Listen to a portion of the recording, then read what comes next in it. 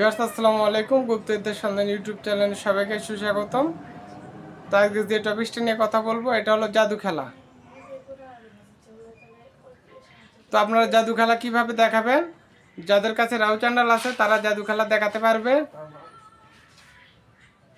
আর যাদের কাছে জিন ভূত আছে তারাও জাদু খেলা দেখাতে পারবে। তো যেমন আমার হাতের ভিতর 5টা টাকা রাখছি, ওই রাহু চান্ডাল দিয়ে এরকম পাক দেবো, ওই টাকা নিয়ে হয়ে যাবে।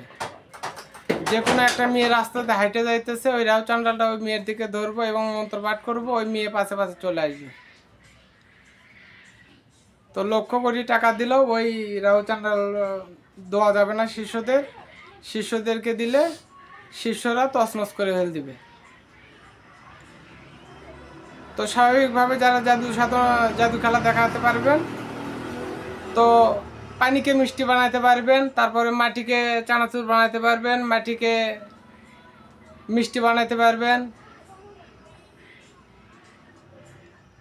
তো এগুলো শুধুমাত্র তারাই করতে পারবে যারা জিন সাধনা করছেন। মানুষকে মিষ্টি নিয়ে এসে খাওয়াতে পারবেন।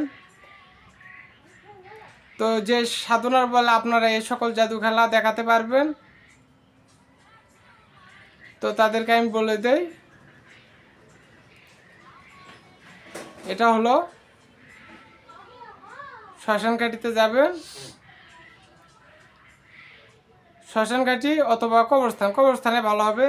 যে কবিরাজ মারা গেছে, যার নালা কবিরাজ মারা গেছে, তো ওই কবিরাজের ওই আপনার রুটা ধরে নিয়ে আসবেন। রুটা ধরে নিয়ে আসার পর ওই আপনার সমস্ত কাজবাজ করে দিবে ইনশাল্লাহ।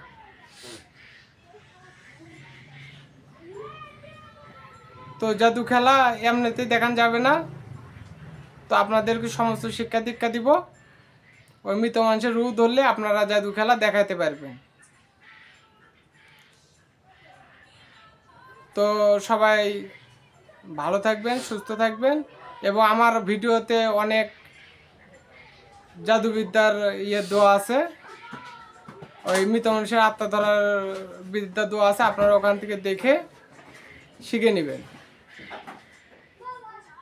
আসসালামু আলাইকুম।